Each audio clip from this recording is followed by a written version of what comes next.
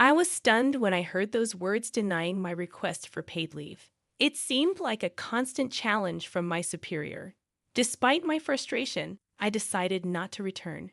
My breaking point had been reached. As I questioned her certainty, she appeared taken aback, her eyes widening in surprise. My name is Nancy, and I recently turned 28. I dedicated a decade to the Candle Corporation, earning the status of an experienced employee at a relatively young age. Although my family wasn't affluent, my parents took great care of me as their only child. I seldom received new possessions, often relying on hand-me-downs from cousins or neighbors. Despite the scarcity of new outfits, I remained content, surrounded by love from neighbors and relatives. Growing up, I cherished memories of weekend picnics in local parks with my parents. Although I had close ties with my cousins, the sense of love and support persisted. As I entered 12th grade, I assumed the role of the student council president, maintaining excellent grades. Despite a scholarship offer for college, I declined, expressing my desire to work as a public servant. Despite my parents' attempts to sway me, I chose a different path, aiming to alleviate any financial burden on them as soon as possible.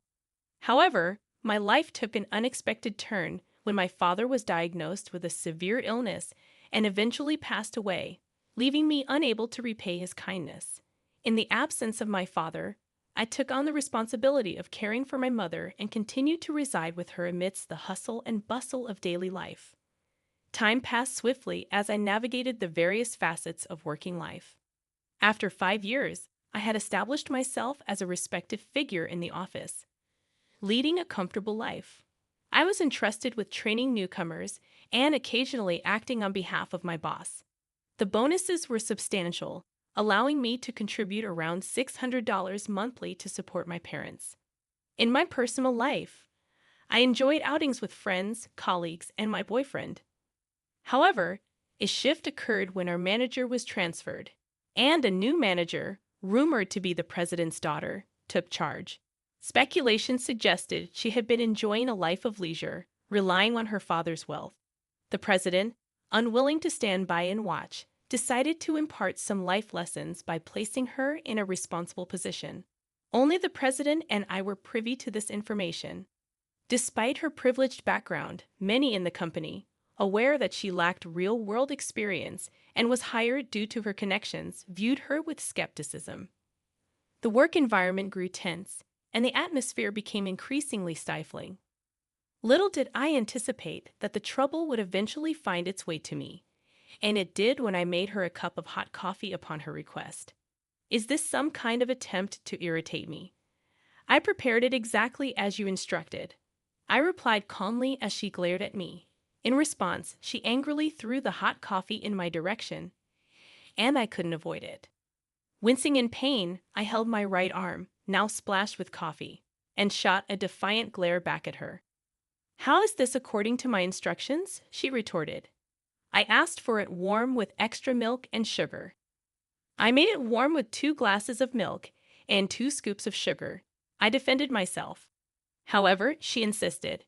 "It's too hot, and it's common sense to take 4 glasses of milk and 3 scoops of sugar." Once again, she asserted her own version of common sense onto others. Apologizing, I offered to make another cup right away. But she continued to criticize, expressing her disdain for those without higher education. "This is why I don't like high school grads. I heard from my father that you're competent and trusted by everyone." "I have much to learn," she condescendingly remarked. As she continued with her snide remarks, the pain in my burned arm intensified. I resisted the urge to cool it, looking forward to meeting her after my father spoke so highly of her. However, she turned out to be a disappointment. Ignoring her hurtful words, I pondered on how to resolve the situation. Despite a nearby employee attempting to intervene, I signaled that I was okay, not wanting to become the next target of her harassment. Employees targeted by her in the past had been mentally driven into resigning voluntarily. As I considered my options, she forcibly grabbed my burned arm and squeezed the injured area tightly. "You've got guts to ignore me. Don't think you'll get away with this." I winced in pain as she released my arm, seemingly satisfied with my reaction. She ordered me to make coffee again, and I quickly excused myself, rushing to the pantry to cool the affected area.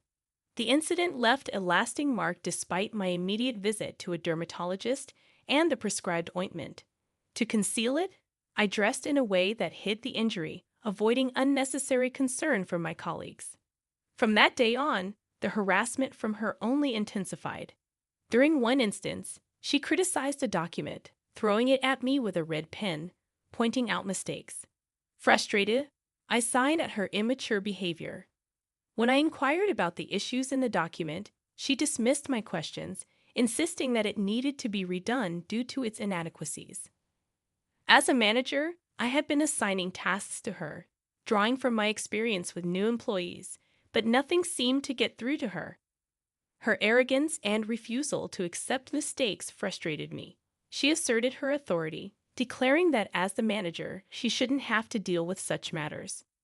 Moreover, she took a personal jab, insinuating that I was desperate to be liked by her father, the president. Mocking my family background, she brought up the fact that I came from a fabulous family. I was taken aback, as I had never discussed my family with her before. Attempting to steer the conversation back to work, I suggested we focus on relevant topics. However, she continued to taunt me, implying that my father's lack of reward for hard work and subsequent illness were somehow my fault. Growing increasingly irritated, I couldn't contain my frustration when she made disparaging remarks about my parents. She found amusement in my anger, mocking my reaction, and claiming that her own parents were wonderful and respectable.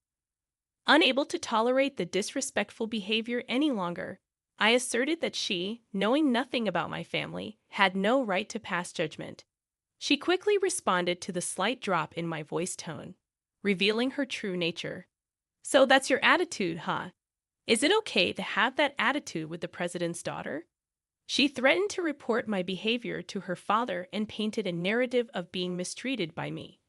Undeterred, I invited her to feel free to do so, calmly instructing her to correct the test document properly and submit it by the end of the day. I made it clear that I wouldn't be intimidated and was determined to carry on with my work. As I turned my back on her, she whispered a threat in a voice only I could hear, but I chose to ignore it and return to my seat. Despite her continued sarcasm, I managed to make her learn the basics, addressing even minor aspects like detailed computer operations and types of documents. It was a challenging road ahead, but I persisted in my efforts. During a break, I sat on a bench on the office rooftop, sipping Kent coffee to soothe my exhausted body. While contemplating my future, I unexpectedly received a call from an unknown number on my smartphone. The voice on the other end identified themselves as someone from the Savvy Hospital, informing me that my mother had been urgently transported there in critical condition. My mind went blank, and I couldn't recall much afterward. Leaving an early leave notice on her desk, I caught a taxi to the hospital. Upon arrival, I explained the situation at the reception, and the nurse guided me to where my mother was. Seeing her lying there, peaceful but critical, I was overcome with disbelief and grief. According to the doctor, my mother had collapsed at her workplace, and I tried to comprehend the gravity of the situation as I sat by her side in the hospital room. In the midst of the difficult situation, we clung to the hope of miracles. My mother's heart had not been robust, but the symptoms had been stable, and regular checkups revealed no issues. Yet, the mental strain following my father's passing might have taken its toll. At times, I found myself sobbing, tightly embracing my mother, grappling with the uncertainty of the situation. After bringing my mother home, the funeral date was set, and amidst the arrangements, I gathered the strength to call the female manager to request my first ever paid leave. Despite explaining the emergency with my mother's passing, her response was unexpectedly cold and harsh. She refused to approve any paid leave, leaving me in disbelief. In the 10 years I had been with the company, I had never taken a day of paid leave, contributing significantly to its success. The denial of this request, especially during such a crucial time, pushed me to my breaking point. Without hesitation, I cut the call, deciding not to return to such a toxic environment. The funeral proceeded smoothly, and I kept myself busy with various tasks and expressions of gratitude to those who had offered kindness. Despite multiple attempts by the female manager to reach out, I chose to ignore every call.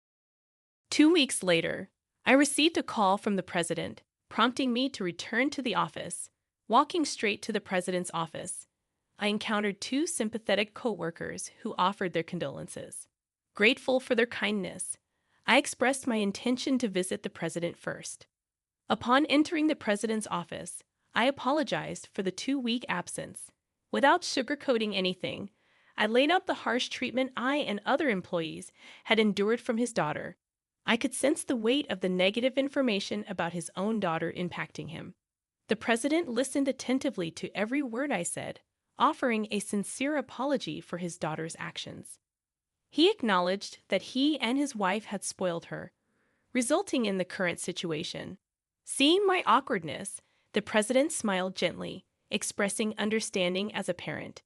Despite my own struggles, he complimented me, calling me a wonderful lady.